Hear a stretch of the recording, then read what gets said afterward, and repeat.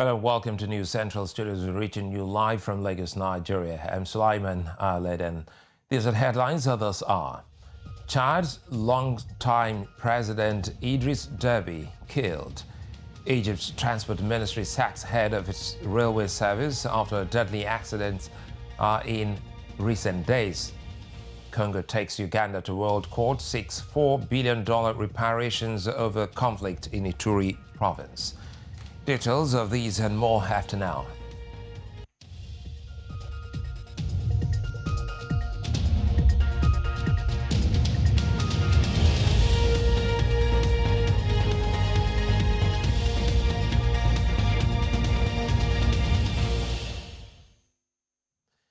The president of Chad, Idriss Deby, has died of his injuries following clashes with rebels in the north of the country at the weekend. The announcement of Deby's death came a day after provisional election results projected he would win a sixth term in office. The 68-year-old spent 3 decades in power and was one of Africa's longest-serving leaders. This report looks at the life and times of the late President Deby. Idriss Deby was a Chadian politician and military officer who was president of Chad from 1990 until his death in 2021. Deby was born on 18 June 1952 in the village of Bedoba, approximately 190 kilometers from Father in northern Chad. He was also head of the ruling Patriotic Salvation Movement. Deby was of the Biyat clan of the Zagawa ethnic group. He took power by leading a rebellion against President Hissène Habré in December 1990 and survived various rebellions and coup attempts against his own rule. Deby won elections in 1996 and 2001, and after term limits were eliminated, he won again in 2006, 2011, 2016 and 2021. He added Ethno to his surname in January 2006. He was a graduate of Muammar Gaddafi's World Revolutionary Center. Several international media sources described Deby's multi-decade rule as authoritarian. He was killed April 20, 2021, while commanding his forces against rebels from the Front for Change in Concord in Chad. Following his death, the army said a military council led by the late president's 37-year-old son, General Mohammed Idriss Deby, would replace him. Is it a coup? What next for Chad? Our prayers and thoughts are with the country of Chad. A military council led by Mr. Deby's son, a 37-year-old four-star general, will govern the country for the next 18 months. The army says Mohammed Idriss Deby, Itno, will lead the council but free and democratic elections will be held once the transition period is over. Earlier, we spoke to retired Air Vice Marshal Femi Gbadebo and political analyst Ovigwe Egwegu on what to expect following the death of the Chadian president. Well, when you put yourself in the line of fire, accidents are bound to happen. If you notice in the last 6 months, Idriss Deby has tried to put himself forward as a kind of super general, even though he's retired from the military, but he has been going to the front, he's been leading campaigns, and there have been even cases where he was trying to rubbish the Nigerian troops because he was able to push back the rebel forces in his country. But we must understand something. The situation in Chad is such that there's the ruling party is really in control of N'Djamena, the capital, and a little bit part of the country. What has been happening right from the time of in the early 80s has been that you have one group come into the capital, take over and install a president. There's been about 4 of them. And then after some time, another group comes and puts it. So the group that is not in power are the ones who now become rebels. And some of these rebels are those who have now been moved slowly into the Lake Chad area and into Nigeria. And then, of course, they have arms and they have all their connections with Libya and so on. So I think he just pushed his luck a little. Again, you can see that he's trying to rule forever. He just won his 6th term. I mean, it's very, very interesting. But then even if a president should die in a situation like that, how comes the army takes over? There is a system. There should be a vice president. And the man who takes over happens to be his son. So I think we're yet to see the truth of what has happened in this situation here. The theater commander for the Northeast to begin mobilizing troops and trying to see how we could, prevent any surprise attack because of a vacuum.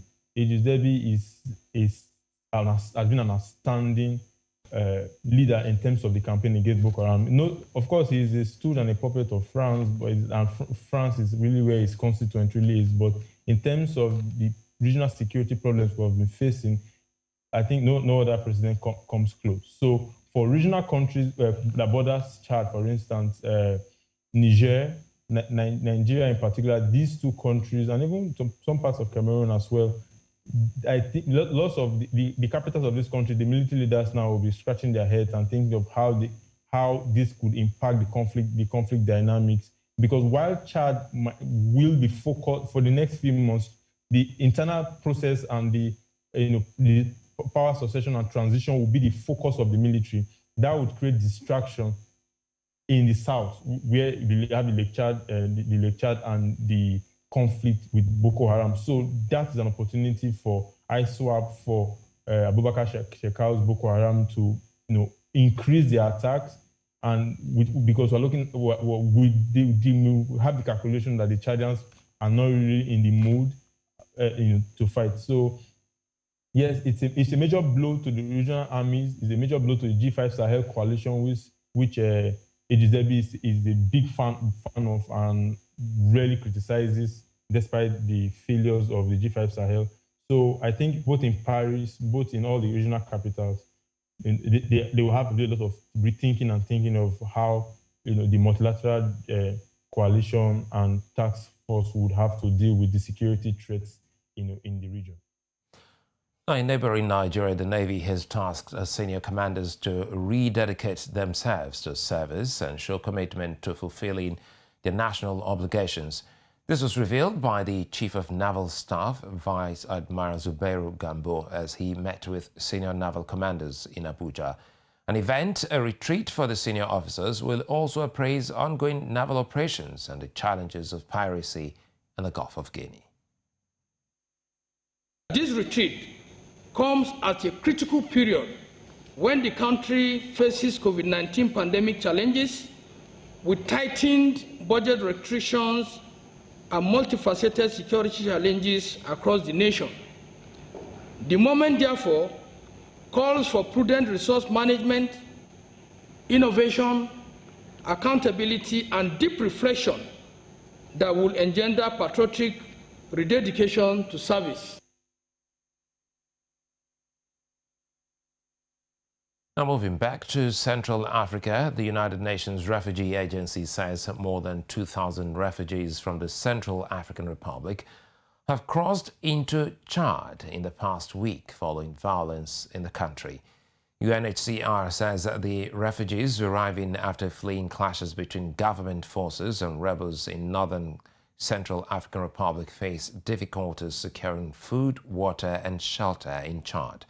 The agency says its ability to provide for the refugees' basic needs is severely constrained by inadequate funding, with a third of the country's population being affected by country's instability. The country has been plagued by armed clashes between the rebel coalition led by ex-President Francois Bozize and the National Army supported by the UN mission there and Russian military companies. In East Africa, lawyers for the Democratic Republic of Congo have told the International Court of Justice that they are seeking $4.3 billion in reparations from neighboring Uganda for its role in the conflicts in the country's mineral-rich Ituri province.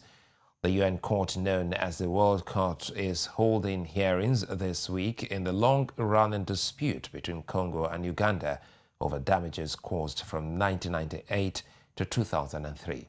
Congo's representative before the court, Paul Crispin Bin Bulongo, told the judges on Tuesday that the damage done to his country by Uganda during the period was in commensurate magnitude. Uganda will present its case and its reparation demands later in the week. Now, in the Horn of Africa region, the United Nations Children's Fund, UNICEF, says disturbing reports have continued to emerge of widespread abuse of civilians in Ethiopia's Tigray region, nearly 6 months since conflict erupted in the area. UNICEF spokesperson James Elder said there is no end in sight to the conflict after returning from a visit in the northern Ethiopian region. Elder underscored the impact on women and girls, characterizing it as a protection crisis. The conflict is the result of months of escalating tensions between the Ethiopian government and the dominant regional force, the Tigray People's Liberation Front. Well, in the meantime, 18 people have been killed following clashes between people belonging to Ethiopia's Oromo and Amhara groups. The clash between Ethiopia's two largest ethnic groups is the latest outbreak of violence ahead of national elections in June. The latest incident happened in the north of the country, in Ataye town in Amhara region, after Maritime Security forces killed a shopkeeper. Head of the region's Jile Temuga district of Oromo Special Zone, Jamal Hassan, said all those killed were from Oromo ethnic groups. He said 53 others were injured. Now, staying in the region, Somalia's election impasse took a new turn this week as President Mohamed Abdullahi Farmajo made a trip to DRC, where he held talks with African Union chairperson President Felix Tshisekedi. Now, the talks come amid growing concerns in the Horn of Africa nation following Parliament's decision to pass a one-person, one-vote election model. President Tshisekedi in February this year said fostering peace and security on the continent will be one of his priorities. But will AU intervention work? Our Horn of Africa and East Africa reporter Abdin Nur Aden has the details. It was President Mohamed Abdullahi Farmajo's first trip abroad since signing the parliamentary resolution to take Somalia back to one-person, one-vote elections model, and a working visit to meet the recently elected chairperson of the African Union, who is also the president to the Democratic Republic of Congo, His Excellency President Felix Antoine Tshisekedi Tshilombo. President Mohamed Farmajo arrived in Kinshasa on Monday, where he was ushered to the presidential palace in what was one of the very first trips by a sitting Somali president to the Democratic Republic of Congo since the civil war in Somalia. The president was received at the palace by his host, President Felix Tshisekedi, and the activities started with a photo session before a closed-door meeting. Whereas critics and the opposition termed the visit as a shuttle diplomacy to seek endorsement of the unanimous parliamentary resolution, which automatically extended the government's term to 2023, Somalia's Foreign Minister Mohamed Abdirazak says otherwise. President Farmajo made a one-day working visit to meet with the African Union chairperson, President Tshisekedi, and the two presidents discussed bilateral issues as well as African issues. President Mohamed Farmajo and his counterpart, President Felix Tshisekedi, held discussions later in the day to explore, among many things, strengthening the two countries' relations, even as they continue to face similar challenges, especially on security and refugee issues. During his address, President Mohamed Farmajo expressed Somalia's desire to ensure its citizens enjoy their democratic powers by electing their own leadership in a universal suffrage. In Somalia, we are truly committed to achieving government by the people and for the people in line with the best global democratic traditions. In this regard, I urge all partners, including the African Union, of which you, Mr. President, is chair, to support this historic and timely decision. President Mohamed Farmajo further extended invitation to the African Union to seek the body's support in facilitating mediation in Somalia through a process led by Somalis themselves. My government would welcome the role of the African Union in facilitating a Somali-led and Somali-owned engagement process that would lead to a dialogue among all Somali stakeholders. Such a process, we feel, would help restore trust and bridge the outstanding issues on election and governance matters. We are also confident that the presence of African Union and the role of its good offices would help us restore trust. On his part, the host President Felix Tshisekedi himself, who took over the chairmanship of the African Union from President Cyril Ramaphosa of South Africa, stressed on the importance of an Africa-led solutions to African problems, even as the leaders emphasized the role of African Union facilitator. President Farmajo has since returned to the capital Mogadishu, and the ball is now in President Felix Tshisekedi's court as the Somalia situation poses one of his very first challenges, especially on his agenda of fostering peace and security on the continent, following his ambitious vision for the year during the 34th session of the African Union Summit, which ended in February this year. Abdi Nuradin, reporting for News Central Television. Many thanks, Adin. In North Africa, Egypt's transport ministry has sacked the head of its railway service following a string of deadly train disasters. Now, the sack comes 2 days after the latest accident that cost 11 lives. The transport ministry said the decision was not merely about leadership changes, but are in line with the next stage, which demands a complete upgrade of the railway network. It said the changes aim to provide better services, working around the clock to serve commuters and to upgrade the railway service. Now, still in Egypt, more than 1,600 prisoners have been released to commemorate the holy month of Ramadan. The Interior Ministry said the decision was made based on a previous presidential decree to pardon a large number of prisoners who had met the required conditions on release. The president usually issues a decree for pardoning prisoners on public holidays and feasts, including 2 religious Muslim feasts, the holy month of Ramadan and the July 23 revolution anniversary. When the news returns, we'll bring you the latest on the coronavirus pandemic across the continent, as South Africa is set to launch a compensation fund for vaccine complaints. Join us again.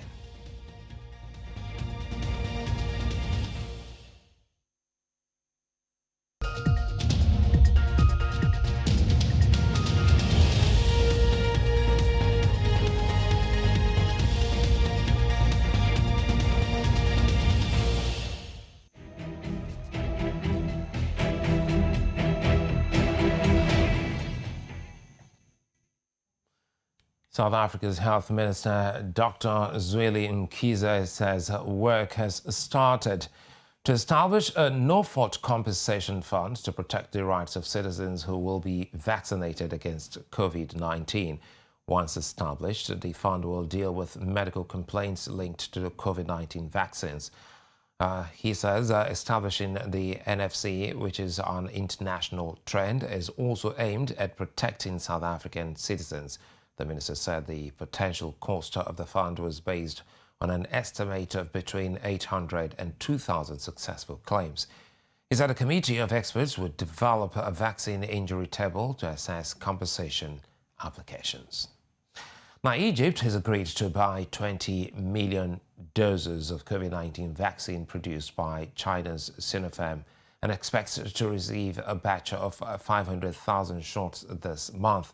The health ministry said on Tuesday that the agreement boosts vaccination efforts in Egypt, which has a population of 100 million and has so far received a total of just over 1.5 million doses of Sinopharm and of the AstraZeneca shot. Earlier this month, Egypt announced it was preparing to produce up to 80 million doses of the vaccine produced by China's Sinovac.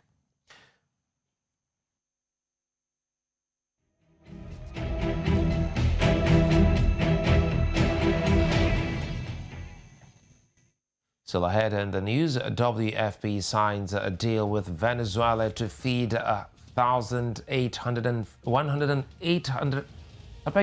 185,000 students by year's end. Details of these and more after now.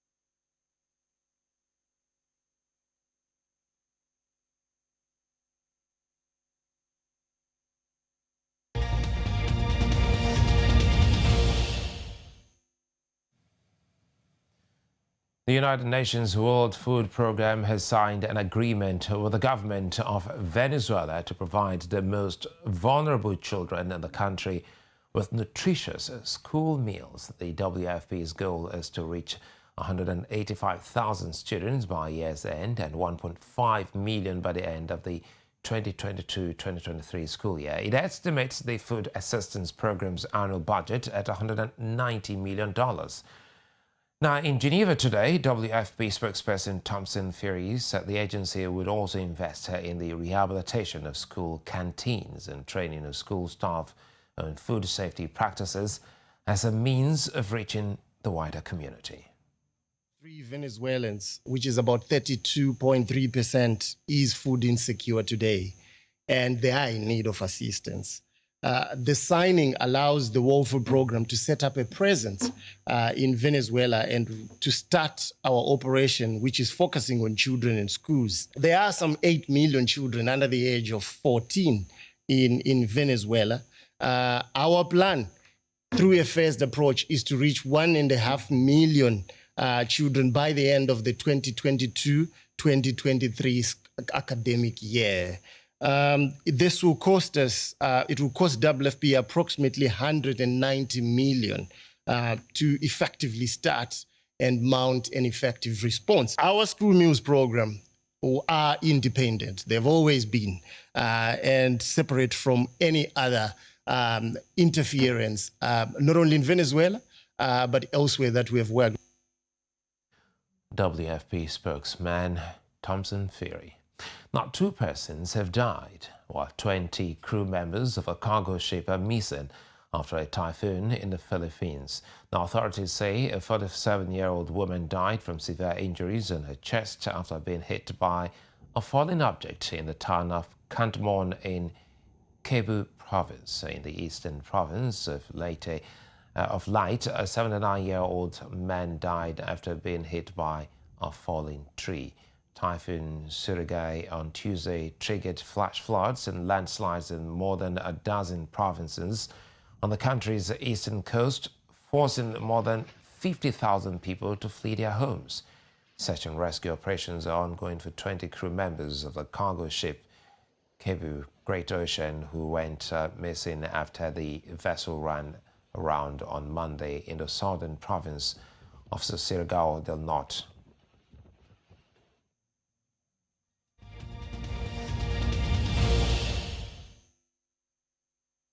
Libya's state-owned National Oil Corporation has declared a state of force majeure in the port of Hariga, one of the largest oil ports in the country. The NOC said the state of force majeure was declared as a result of the Central Bank of Libya's refusal to liquidate the oil budget for months. The oil company said in a statement that suspension of oil exports at Hariga port could cause daily losses of more than 118 million dinars. It said the lack of budget causes debts to some of the NOC's companies, resulting in a drop in the daily oil production of about 280,000 barrels per day. The NOC requested the Office of the Attorney General to hold accountable all those obstructing its operations and take necessary legal actions. Now, staying in North Africa, Egypt is doubling up her investment efforts. The latest move comes as it rejoins JP Morgan's list for Emerging Markets Index. What does this mean for Egypt? On New Central's Business Edge, Nnamdi Owizu, co-managing partner of Commercial Partners, explained what Egypt did right and the possible benefits from its actions. So the JP Morgan Emerging Market Index basically tracks local currency bonds issued by governments in emerging markets, right? So looking at a result of the growth observed in the debt markets of these countries. And they have certain criteria that they look at before a country would qualify to be listed. So they look at things like size of local issue, amount of standing should be nothing less than $1 billion. Typically, they would look at fixed rate bonds versus floating rate bonds, and the maturity should be more than 2 years. Then they also look at access to the markets. So where a market has capital controls or foreign investor faces constraints in being able to enter or exit the country, I mean, look, using Nigeria as an example, such countries would not qualify to be part of the emerging market index. And also consider things like liquidity. So how liquid are your bonds, how easy it is for their investors, for the people who track the index to be able to copy the bond market or copy the index, replicate the index. Because what you do to replicate the index will be to buy the actual securities listed on the index. So what kind of liquidity do you have for those particular maturities or particular securities in a particular country? And all of that comes in towards being able to qualify as one of the emerging market bonds countries that they track. I mean, Nigeria used to be there, but it's got taken off the index in 2015, I believe. The Zimbabwe's treasury is sticking to its economic growth estimate of 7.4%. Finance Minister Ntuli Nkube said the forecast is achievable because of recent good rains that will boost farm output to the highest in 4 years. But the International Monetary Fund expects the economy to grow 3.1% this year after contracting for the past 2 years. Predictions similar to those of the nation's president.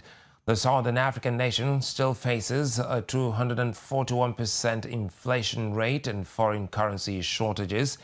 The disposable incomes of most workers who earn in local currency has shrunk. Now, members of the Association of Private E-Hailing Cab Driver and Private Owners in the West African country of Nigeria are frowning against police intimidation. This comes after their protest over inordinate fare prices was interrupted today in the country's commercial city of Lagos. Yeah, a few of our guys are arrested from National Stadium and the island that they have been released, because we don't know where they got the information for that we are touts. We are not touts. We are simply an e-hailing driver who are agitating for a better welfare, inclusion in our business, unjustly blocking of our drivers, as well as maiming and killing of our drivers. And we are out here to tell them that enough is enough. You have to begin to deal with us as a body, as against you dealing with us individually. Because right now we have an association that is piloting the affair of the entire e-hailing industry in Nigeria, which is PEDPA, Professional E-Hailing Drivers and Owners Association of Nigeria. We are facing a lot of challenges in this e-hailing platform. Like sometimes I will be ordered And when I get to that place, I will carry the person. They will eat, finish, and litter the vehicle. When you complain to the person, they will now report and say the driver insulted them. Well, I just tell them that if you meet this vehicle like this, is it okay? And when the boat and Uber got the information, they will now block the driver, say that the driver is violent or something. At times, riders will order me to come and pick he or she up. On getting there, I'll find a different person entirely. The person that ordered me is not the person I'm picking up. I'll be asking, who ordered me? Who am I seeing? I said, what was my business? It's not my business. I should take them to where they are going. At times, riders will order me, I will see different name there. And I will be complaining. It's simply because they are not profiling. They are not proper profiling. Up next, updates on the European Super League. When we return, stay with us.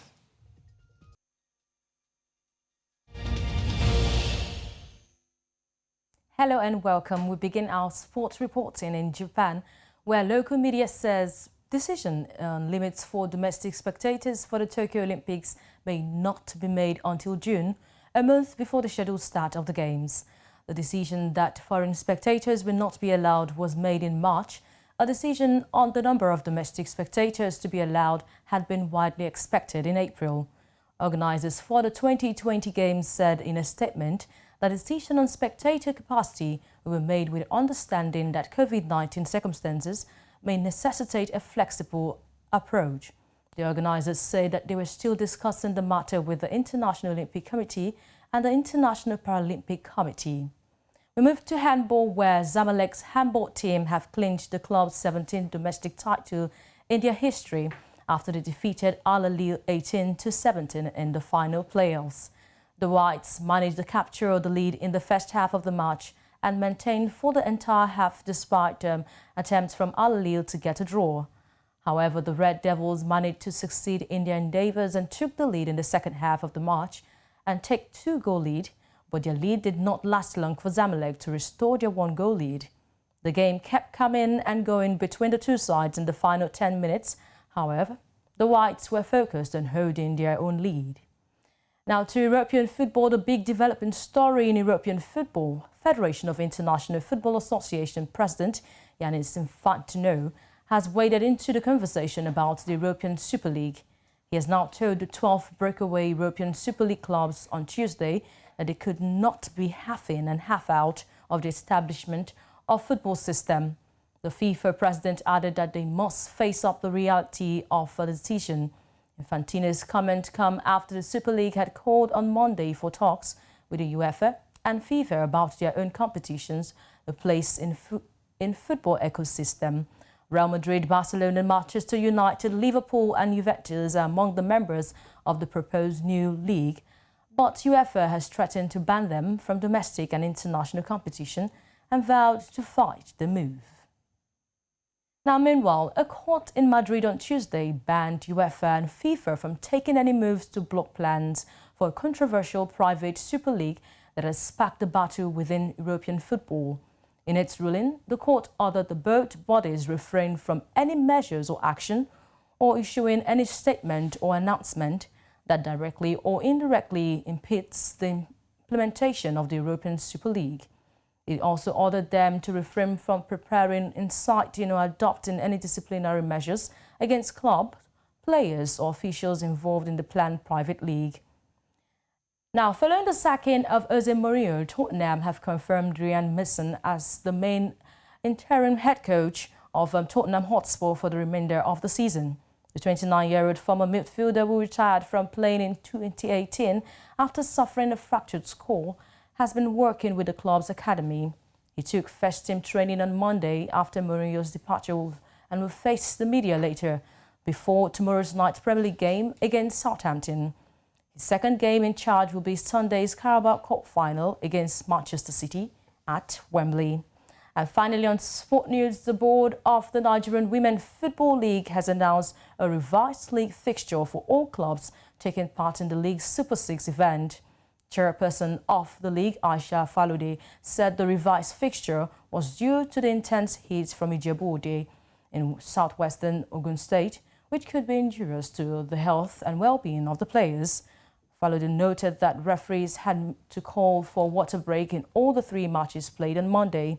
She also said that all games will be played at the main bowl of the Dikwa Dino Stadium for proper monitoring of the matches because of their sensitive nature. And there you have it, sport update at this time. I am Onyechi Obaro. Back to Sulaiman for more on the bulletin. Well, thanks, Onyechi. You know, the African Movie Academy Awards, as popularly known as AMA and the AMA Awards, are presented annually to recognize excellence among professionals working in or non-African professionals who have contributed to the African film industry. Now, the call for submissions of short films and animation of the 17th edition of the AMA Awards is now open. News Central's Chidima Ehianatu gives us details on this. The African Movie Academy Award is without doubt becoming the most prestigious and glamorous African entertainment industry event of its kind, evolving from a one-day event televised live to an annually chronicled African event. The AMA Awards is now an established engagement platform for filmmakers, industry professionals, and all creative industry stakeholders. Africa is not just recognized for their rich cultural diversity, way of life, and food, but also movie production. The African Movie Academy Award is a platform that rewards African producers, filmmakers and directors, and of course, creative stakeholders. We spoke to a couple of filmmakers and this is what they had to say. We've evolved to telling different stories. Now, the range of storytelling is very wide. A couple of years ago, or when we were younger, the stories were mostly about certain things. You know, maybe you go out with a girl and later you realize she was your sister and your family says you couldn't marry her, put some soundtrack there, or a rich guy wants to marry a poor girl and there's trouble. I think that the range of stories have changed now. We have different stories now that can range from crime thrillers to comedies to biopics. So I think that that's what has evolved with our storytelling. With 2 major categories of short films and animation, the award presentation has been attended by numerous international media representatives, celebrities, Nigerian and African politicians, journalists, film industry professionals, and actors and actresses from across Africa and beyond. Each completed entry form for 2021 entries must be accompanied by all the supporting materials listed on the submission forms, including the synopsis of the film, the list of credits, marketing stills of the film, filmographies of the directors and producers. There was a time that we were so delighted that it's just one particular genre of film that meets the heart of African audience. I've made 2 short films, and by the grace of God, 2 short films have traveled beyond Africa to international festivals.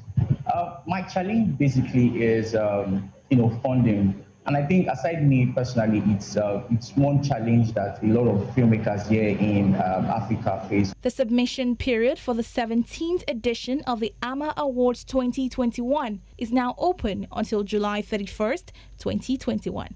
Having heard from those behind the camera, the creative gurus in the African entertainment industry, it is evident that African movie production has evolved over the years. Chidima Ihanitu, News Central Television. Man, I'm sure Sam Dandy has more as he speaks to Ghanaian entertainment analyst DKB following the arrests of actress Akwapem Polo's plan to go after commercialized kids' social media accounts on the West Coast. Very much, and now to entertainment news. Following the 90 days jail sentence of Akwapem Polo over the publication of obscene materials undermining the integrity and privacy of her 7-year-old son, Mr. Bright Appiah, president of Child Rights International, has hinted his organization's intention to go after celebrities who have opened social media pages for their children for commercial purposes. We have DKP, an entertainment analyst all the way from Ghana. How are you doing, DKB? I think I'm fine. All right. So let's get straight into it. There's a lot of conversation around this, but let me know, what are your thoughts about the intentions of the Child Rights Organization? Well, my thoughts are, to some extent, they have contradicted themselves because they are supposed to be fighting for the welfare of children and to prevent children from going through trauma. But here comes the case. This child has been traumatized for weeks, for days, for minutes, for hours on ending. And it's ridiculous if you get to know that there's actually child rights people that are behind it. Okay, so let me ask. Okay, go on. What I'm saying is maybe they didn't think it will blow up to this magnitude. I think so. Maybe they didn't think so that it could escalate to this point because I'm sure they will be regretting by now. So let me ask this, right? Akuapem, of course, has been charged guilty, and yes, she's facing jail sentence currently. And let's not lie, the lesson, has been learned. But now we're talking about celebrities who have, social media accounts for their children. And some are saying that, this is a way to pave way for their children and provide for these children also. So what do you think in terms of, these celebrities and their accounts? Anybody who is bothered about social media accounts being open for children, one, either doesn't have a child, or two, doesn't have a child worth having an Instagram account, or three, is just a plain hater. Because if you say we shouldn't open social media accounts for kids, which is being managed by the parents, we shouldn't do that. But you subscribe to accounts being opened for children and money for their future being kept in it, then you are ridiculous. Because for a bank, you have to be 18 plus before you open a bank account. The child is not 18. Why do you support a bank account being open for the child? But a social media page that will bring the child followers and possible endorsement, we shouldn't do that. You either don't have a child or your child is not worth having an Instagram account. It's very simple.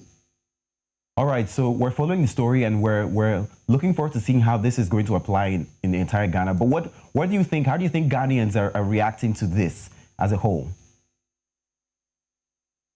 So Ghanaians have been roller coasting in mixed feelings after mixed feelings, and one regret after the other. So when this thing started, most of the Ghanaians were, blessing out, calling out so loud, get her arrested, put her in jail, how can she do this, blah, blah, blah, child nudity. Okay, she gets arrested, she gets sentenced. Now the same people are overwhelmed over the fact that, oh wow, she's going to be sent to jail for just taking a nude picture with a child. Now the same people turn around, no, the jail sentence is too much, at least give her a fine. They're fine, jail 90 days. Why? What will happen to her child? The same people who say she should be arrested are now being remorseful, saying she shouldn't be sentenced. Okay, they are going for appeal. Some people are saying, the appeal shouldn't work. She should serve a jail sentence so that she will learn her lesson. Bro, listen, the roller coaster is just too much. It's just too much. All right. Thank you very much, DKB. We're looking forward to updates of this story. Hopefully, we'll be talking to you very soon. Okay, nice one. Thank you so much. All right, that's entertainment news. My name is Sam Dandy.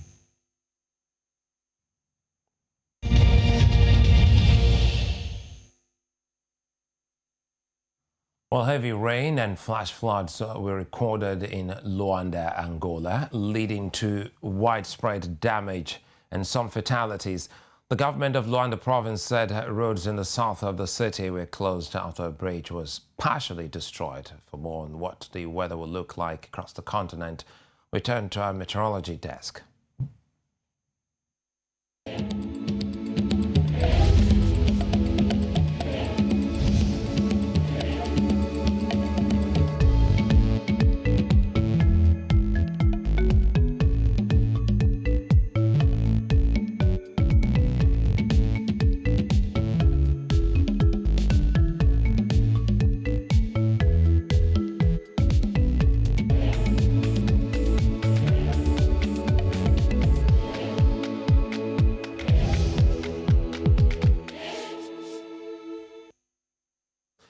And that's all on the news at this hour, but before we go, let's take another look at some of the major stories.